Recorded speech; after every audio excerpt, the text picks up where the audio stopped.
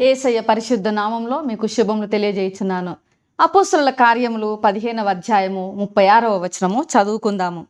కొన్ని దినములైన తరువాత ఏ ఏ పట్టణములలో ప్రభువు వాక్యము ప్రచురపరచితిమో ఆయా పట్టణములో ఉన్న సహోదరుల యొద్దకు తిరిగి వెళ్ళి వారేలాగున్నారో మనము చూద్దామని పౌలు బర్నబాతో అనెను. అంతియోకే సంఘములో పౌలు బర్నబాలు పరిశుద్ధాత్మ చేత మరి ప్రత్యేకించబడి ప్రభు పరిచర్య కొరకు వాళ్ళు పంపబడినారు. పౌలు బర్నబాలు ఇద్దరు కూడా మరి మొదటి మిషనరీ ప్రయాణమును విజయకరంగా ముగించుకొని వచ్చారు.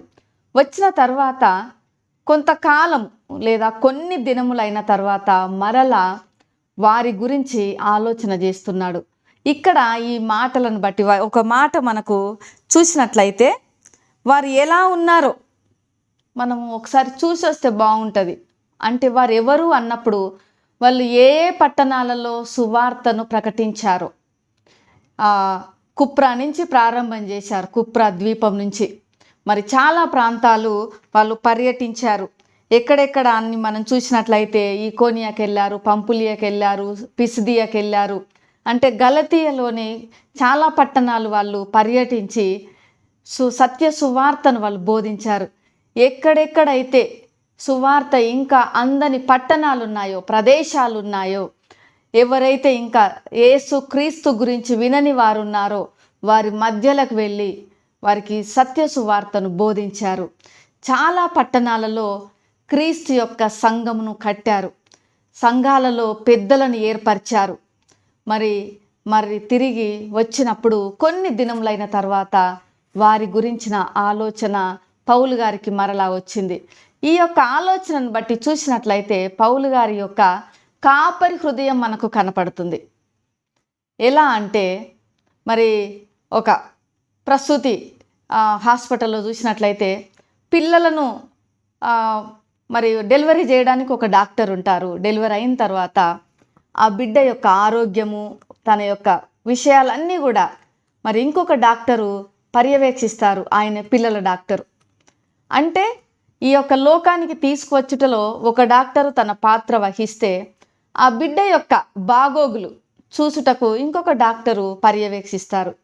ఇక్కడ లోకంలో ఉన్నటువంటి పాపంలో జీవిస్తున్నటువంటి వారందరికీ కూడా సత్య సువార్తను బోధించారు, సంఘంలోనికి తీసుకొని వచ్చారు. మరి వారందరూ కూడా నూతన విశ్వాసులుగా ఉన్నారు. అంటే అప్పుడే క్రీస్తులో పుట్టినటువంటి శిశువుల వలె ఉన్నారు. మరి వారందరినీ కూడా క్రీస్తులో మరి వాక్యం అనే పాలతో పెంచవలసినటువంటి బాధ్యత కూడా ఉంది. మరి ఈ యొక్క విషయాలన్నీ కూడా పౌలు గారు అవగాహన చేసుకుంటున్నారు. వారు కేవలము సత్య సువార్త బోధించి సంఘంలో చేర్చినంత మాత్రాన వారి యొక్క పరిచర్యకు ముగింపు అనేది కాదు. అంతటితో ఆయన సంతృప్తి పడలేదు. ఆయనలో మరి కాపరి హృదయం అనేది ఇక్కడ చూస్తున్నాం. ఎలా అంటే వారు ఎలా ఉంటున్నారు. మరి ఈ మధ్యనే యేసు క్రీస్తుల వారిని అంగీకరించారు, సంఘంలో చేర్చబడినారు. కానీ వాళ్ళ ఆత్మీయ స్థితి ఎలా ఉంది, వారు ఏ రీతిగా వాక్యాన్ని మరి చదువుతున్నారు, ఏ రీతిగా ధ్యానం చేస్తున్నారు, ఆత్మీయ స్థితిలో ఎలా ఎదుగుచున్నారు, ఇప్పుడే పుట్టిన శిశువుల వలె ఉన్నారు. కాబట్టి వారి ఆత్మీయ పోషణ ఎలా ఉంది, వాటన్నిటిని కూడా మరలా ఒకసారి తెలుసుకోవాలన్నటువంటి ఆలోచన ఆయనకు వచ్చింది. ఒక కాపరి హృదయం, తల్లి హృదయం. మన జీవితాలలో కూడా చాలాసార్లు ఏదైనా పని చేయగానే ఇంకా అయిపోయింది అనుకుంటాము. మన డ్యూటీ అయిపోయింది, మనం చేయాల్సిన పని ముగించేసాము, ఇంకా దాంతో మనకు సంబంధం లేనట్టుగా ఉంటాము. కానీ ఇక్కడ ఆయన యొక్క ఆప్యాయత, వారి ఎడల ఉన్నటువంటి తన యొక్క అపేక్ష మనం ఇక్కడ చూడగలము.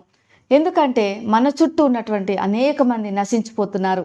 వారి యొక్క భౌతిక అవసరతలు ఎన్నో ఉన్నవి, వారి యొక్క ఆత్మీయ పరిస్థితులు ఎంతో ఉంది మనము సహాయం చేయటానికి. ప్రియమైనటువంటి వారులారా, ఈ యొక్క ఉదయకాల సమయంలో మనమైతే యేసుక్రీస్తుల వారిని అంగీకరించి చక్కగా జీవిస్తున్నాము. ఆయన యొక్క ఆశీర్వాదాలు, ఆయన రక్షణానందము, ఆయన అనుగ్రహించిన శాంతి సమాధానము మనం ఎంతగానో అనుభవిస్తున్నాము. మరి ఇక్కడ ఎంతోమంది మన చుట్టూ ఉన్నటువంటి ప్రజలను చూసినట్లయితే మనము కూడా పౌలు గారి యొక్క కాపరి హృదయము, తల్లి హృదయాన్ని మనం కలిగి ఉండాలి. అనేక మంది భౌతిక అవసరతల్లో ఉన్నారు, కనీస అవసరాలు తీరని పరిస్థితుల్లో ఉన్నారు. వారికి కూడా క్రీస్తు సువార్తను మనము క్రియలతో వారికి తెలియజేయాలి.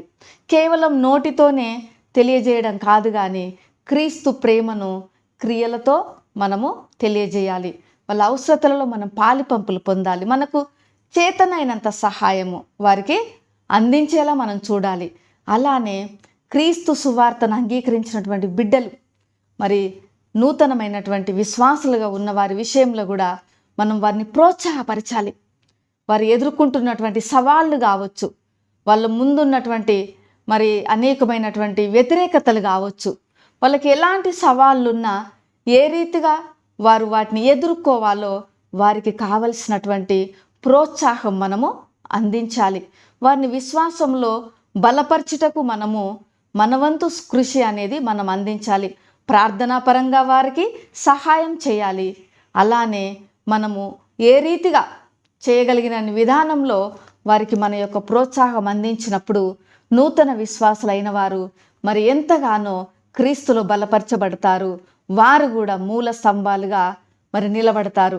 వారు క్రీస్తు యొక్క పిలుపుని బట్టి, క్రీస్తు దర్శనమును బట్టి, ఆయన యొక్క తలాంతులను బట్టి, వారికి అనుగ్రహించబడినటువంటి సామర్థ్యాలను బట్టి మరి పౌలు వలనే వారు ఇంకా క్రొత్త ప్రదేశాలలో, క్రీస్తు సువార్త అందని ప్రాంతాలలో వారు ఒక భారంతో ఇతరులకు సత్య సువార్తను తెలియజేయగలరు. మరి ఆ యొక్క బాధ్యత మనపైన ఉన్నది. ఇక్కడ పౌలు గారు మరి సువార్త చాలా ప్రాంతాలలో అందించారు, వచ్చారు. ఎంతో ప్రయాణం చేసి వచ్చాడు. ఎంతో ప్రయాసతో కూడినటువంటి పని బర్నబా పౌలు గారు చేసింది. ఏదో అయిపోయింది అని అనుకోలేదు, కానీ వారి గురించి ఆలోచన చేశారు. మనము కూడా మన చుట్టుపక్కల నశించిపోతున్న వారి గురించి మనం ఆలోచన చెయ్యాలి.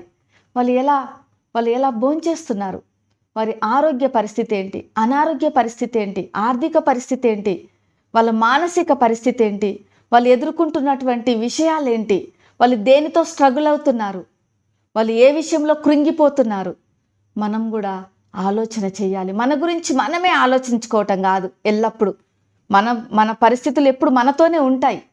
మన గురించి ఆలోచించేవారు ఉన్నారు, చింతించేవారు ఉన్నారు. ఆయన ఎవరు అంటే యేసయ్య. మీ గురించి నేను చింతించుచున్నాను అన్నాడు. మరి మన గురించి ఆయన చింతిస్తున్నప్పుడు మనము మన గురించిన చింత పక్కన పెట్టి ఇతరుల గురించి మనము కొంత కన్సర్న్ అనేది చూపాలి, కొంత ఆలోచన అనేది చెయ్యాలి, కొంత శ్రద్ధ అనేది మనం చూపించాలి. క్రీస్తు ప్రేమను మాటలతో కాకుండా క్రియలతో మనం చూపించినప్పుడు మరి దేవుని యొక్క నామం అక్కడ ప్రకటించబడుతుంది. అనేకులు సంఘంలో చేర్చబడతారు. వారు వాక్యం అనే పాలతో పోషింపబడతారు. నూతనమైన నిరీక్షణ వారిలో చోటు చేసుకుంటుంది. దేవుని ప్రేమను అత్యధికంగా వాళ్ళు తెలుసుకోగలుగుతారు. దేవుని యొక్క కృపలో వాళ్ళు ఎదుగుతారు. దేవుని విశ్వాసంలో వాళ్ళు పెంపొందించబడతారు. దేవుని గురించిన నూతనమైనటువంటి నిరీక్షణతో వాళ్ళు ముందుకు సాగుతారు. మరి ఆ రీతిగా బర్నబా పౌలు గారు ఏ రీతిగా మరి ఆలోచన చేశారో వారి ఆలోచననే రెండవ మిషనరీ ప్రయాణానికి పురిగొల్పింది. ఈ ఆలోచన కనుక రాకపోతే రెండవ మిషనరీ ప్రయాణం చేసేవాడు కాదు పౌలు గారు. మరి మనము కూడా ఇతరుల ఎడల మనం చూపాల్సినటువంటి అపేక్ష, ఆప్యాయత, శ్రద్ధాశక్తులు క్రీస్తు ప్రేమను బట్టి చూపించుదాము.